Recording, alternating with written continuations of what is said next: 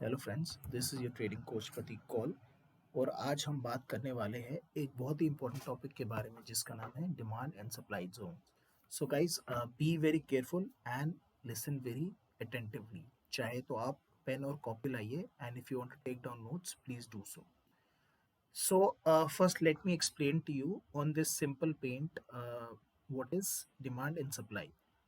अब एक स्टॉक है, it moves like this, you would have seen stocks की जनरली ऐसी मूवमेंट होती है। जो स्टॉक प्राइस है वो कुछ ऐसे अप एंड डाउन एक कर्व में ऐसा चलता है, right, and it goes down. ठीक है, now this zone,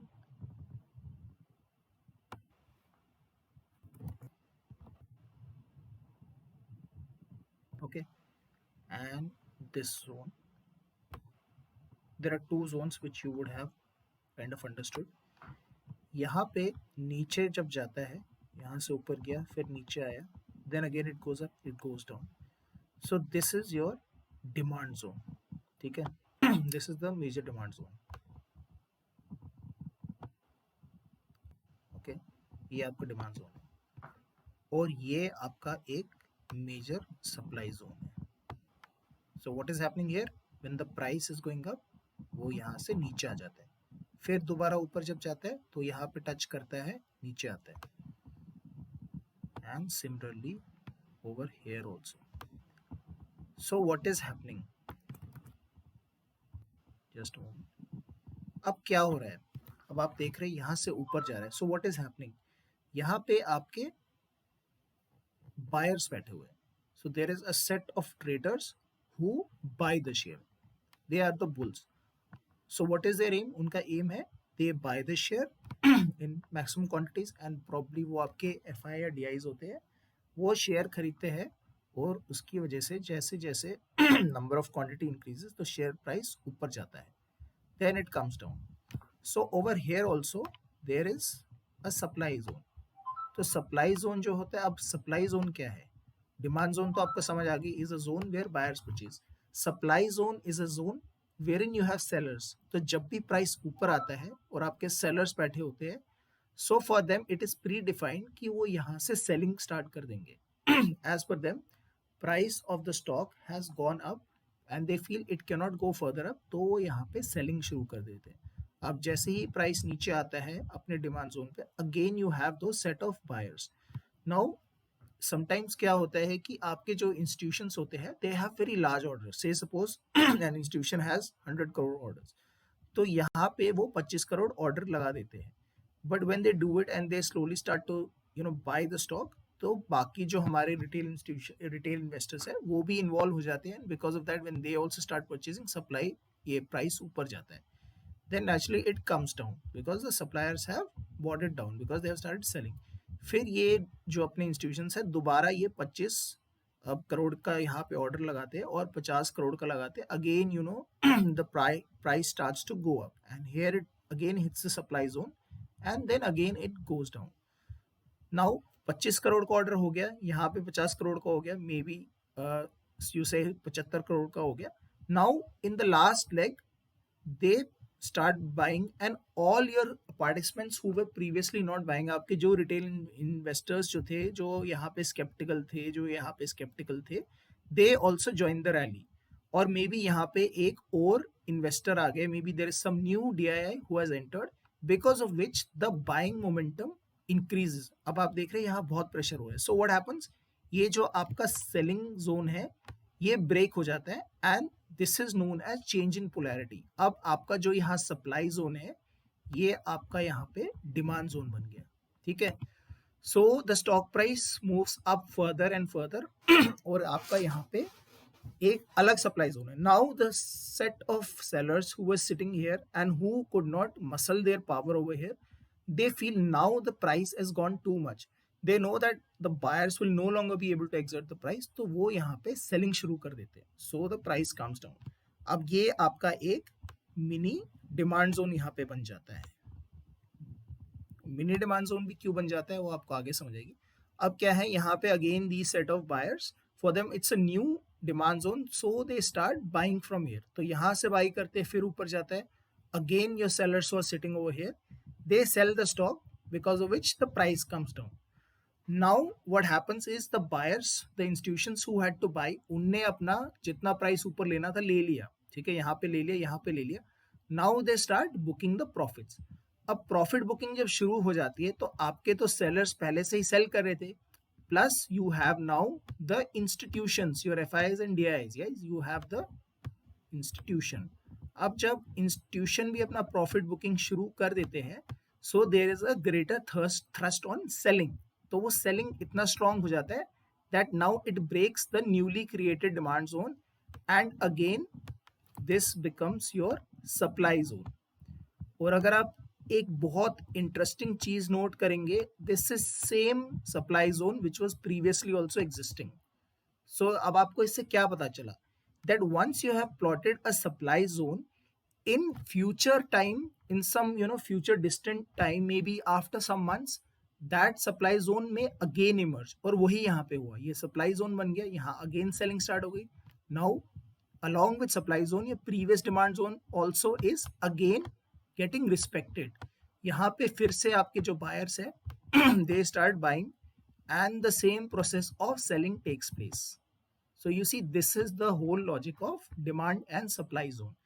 From here on, the price can move downwards like I have shown, or it can move upwards. So that is not what we want to get into right now. We had to understand the basic crux of a demand and supply zone. वो आपको समझ आ गया, ठीक है. अब एक काम करते हैं, अब एक बार चार्ट पे जाके देख लेते हैं. So guys, now we move to the chart of SBI. ठीक है, यहाँ पे हम क्या देख रहे हैं, what we discussed, that there is a zone over here where the buying takes place. ठीक है, यहाँ पे बाई करते हैं, उसके बाद आपका प्राइस ऊपर चले जाता है. ठीक है, like this your price is going up, then there is a selling pressure and your price goes down. ठीक है, सो दिस इज योर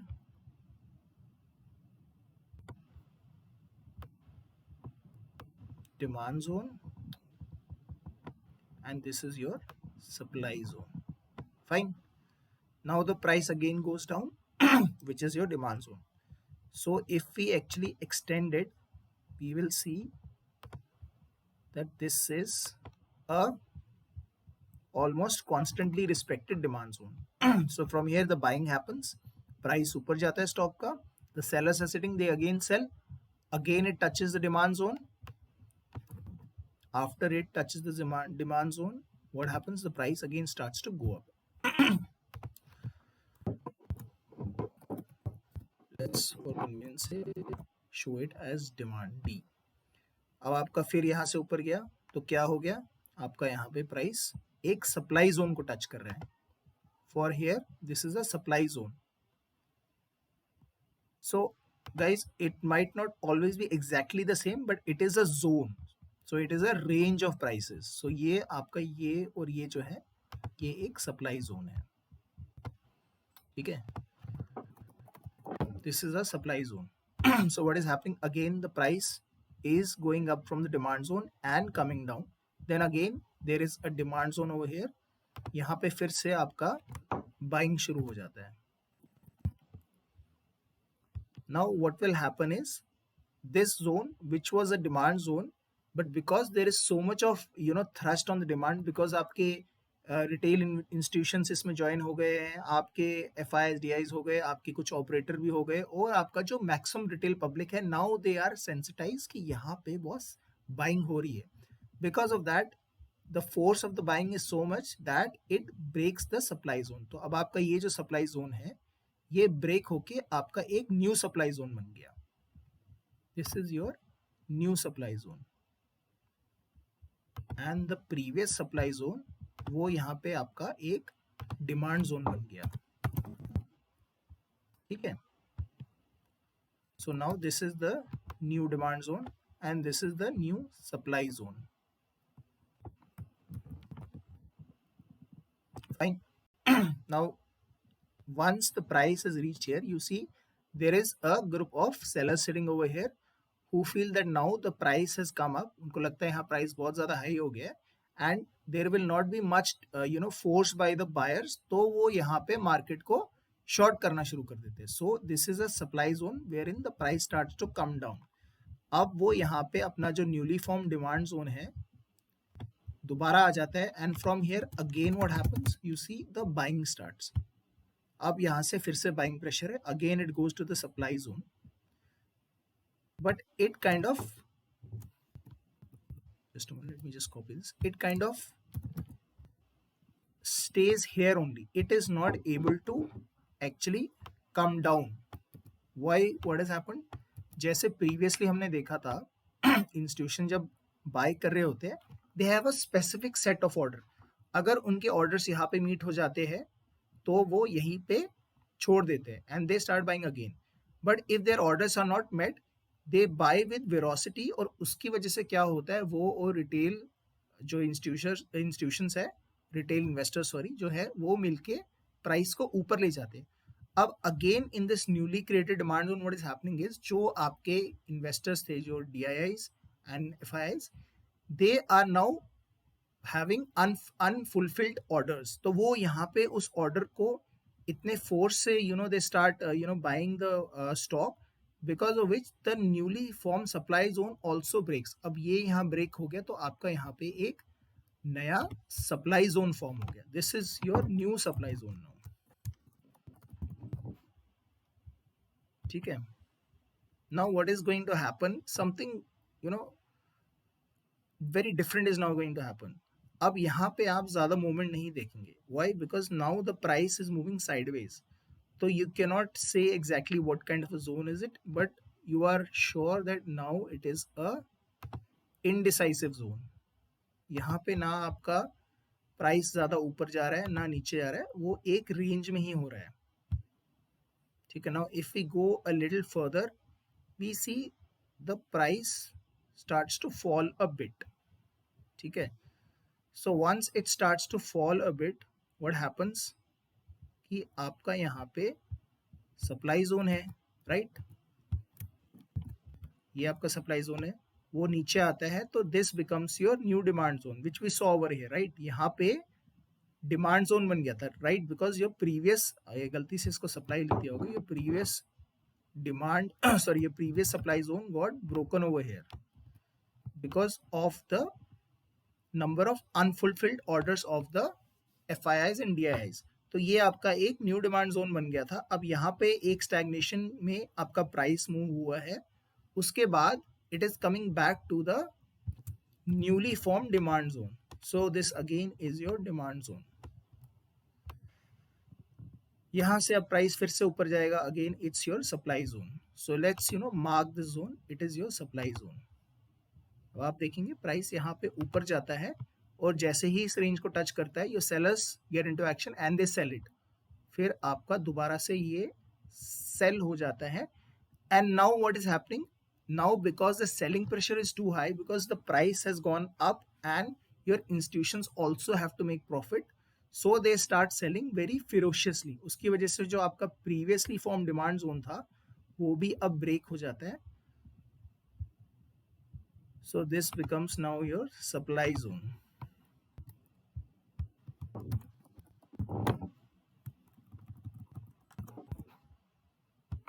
ठीक है गाइस. अब ये सप्लाई जोन फिर से सेम हो गया जो आपका प्रीवियस सप्लाई जोन था. Now this again respects the previous demand and supply zone. अब again now this is your supply zone. Then when it gets over here it becomes your demand zone, because यहाँ से price थोड़ा ऊपर जा रहा है and थोड़ा एक it is moving in a indecisive market, because over here there is no surety by all of the participants that what is actually happening.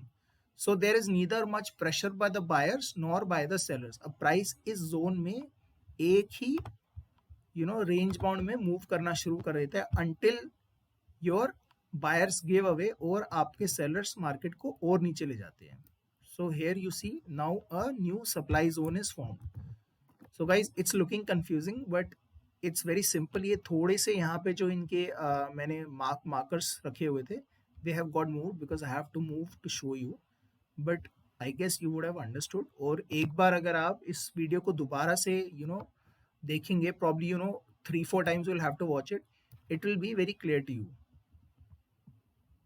So now let me just remove all the markings one. ये पहले आपका एक demand zone था, राइट? ये supply zone था. Then it broke the supply zone and it moved up. तो ये आपका एक डिमांड जोन बन गया and this became your new supply zone.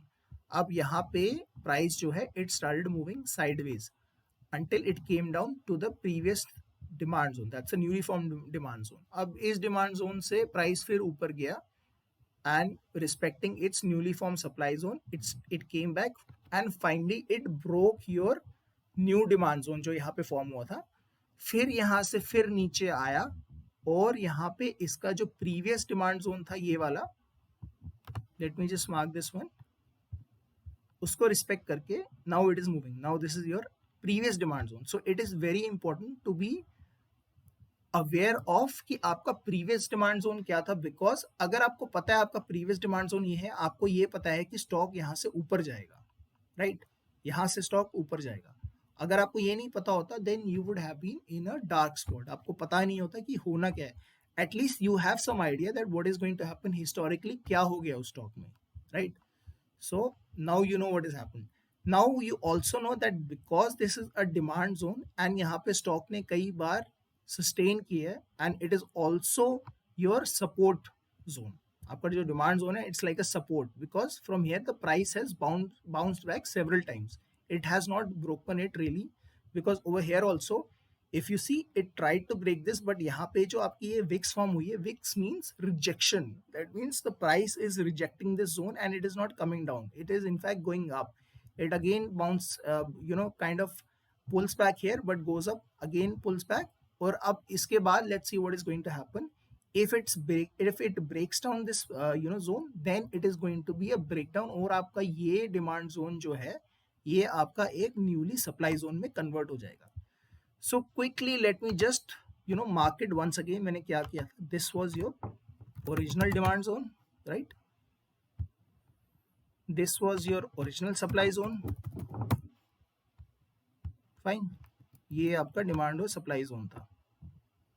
This is your original demand and supply zone. ठीक है, ये डिमांड जोन था, ये आपका डिमांड जोन था. फिर यहाँ पे इसने सप्लाई जोन को ब्रेक कर दिया. So this became your demand zone and this became your supply zone. और उसके बाद क्या हुआ? It came down, it broke it. ठीक है, तो आपका फिर ये सप्लाई जोन यहाँ से नीचे आया because of the thrust exerted by the institutions and your sellers. उसने दोबारा ब्रेक कर दिया और दोबारा से आपका ये पुराना डिमांड जोन जो था again it came back into existence.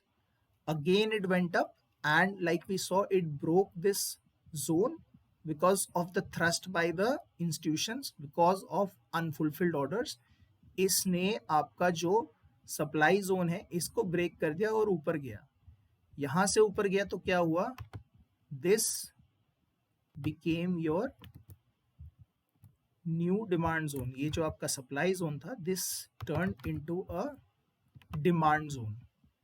ठीक है, this turned into the demand zone and what is this? This became your supply zone, although it is not a very strong supply zone because यहाँ से आप देखेंगे तो almost एक sideways channel movement हो रही है, but somehow the price is kind of coming down and bouncing from here. Why it is bouncing? Because ये आपका एक demand zone है, ये आपका एक resistance area है जहाँ से price नीचे नहीं जा रहा है. Again it is coming up और उसके बाद क्या हो रहा है? It is coming down. And from here it kind of tries to break down but again it comes up. So this is again your demand zone. अब ये आपका दोबारा से एक सप्लाई जोन है, राइट? यहां से प्राइस नीचे आया एंड इवेंचुअली अब क्या हो गया यहाँ पे? Because of the pressure by your sellers who are now trying to bring the market down, or maybe because your institutions are also trying to book the profit, वो इसको ब्रेक कर देते हैं and now your demand zone again becomes your supply zone जो यहाँ पे था. ठीक है, so there is a lot of change of polarity that is happening. ये एक बहुत ही डायनेमिक स्टॉक है जिसका डिमांड और सप्लाई बहुत फ्रीक्वेंटली फ्लक्चुएट हो रहा है. Now what is happening, it is coming here, it is kind of taking support over here, उसके बाद थोड़ा सा नीचे जा रहा है. So when it is coming down, what is happening, it is again going back to its previous demand zone. So this is a very strong demand zone you would have seen because the price has taken support over here many times. और यहाँ पे हमेशा जो आपके buyers है they have resisted for the price to come down. They have always purchased whenever the price has come low. तो sellers यहाँ पे कभी भी इतना exert नहीं कर पाए कि इसको break करे. यहाँ के आपके buyers जो है उनने हमेशा इस level को बचा के रखे. Again this is a supply zone because the price is going up. Now again it is going down. This is the demand zone. Again it's going up, it's a supply zone. Or again it's coming down. यहाँ से थोड़ा ऊपर आया, but now we'll have to see exactly that what is going to happen because now there can be two scenarios over here. क्या हो सकता है कि या तो ये ऐसे बाउंस करके ऊपर चले जाए. ठीक है, this is one scenario that can happen.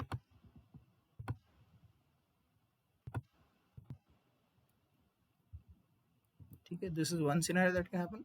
और this is another scenario कि stock का breakdown हो जाए and there is a change of polarity which happens. When that happens, we will come to know.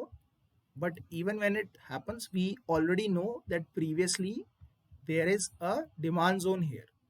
So अगर वो इसके नीचे भी जाएगा, it would try to stick to this zone, but that time would only tell that how it would be. But these are the two possibilities that can happen. These are the two major possibilities. इसके बीच में हो सकता है कि आपका जो price है वो अलग अलग वेरिएशंस में है. हो सकता है वो ऐसे चले, maybe it continues sideways, maybe it accumulates for a time being, or and then it again goes up और एक upswing हो जाए. ठीक है, this is one chance. Or maybe it goes, this is the previous demand zone, so it continues to hover in this range and maybe it goes up.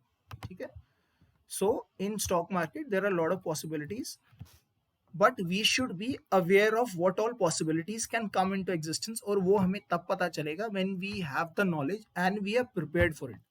So right now you see multiple demand and supply zones, but major जो demand zone जो यहाँ पे दिख रहा है, this is the major demand zone. I would just write it also down.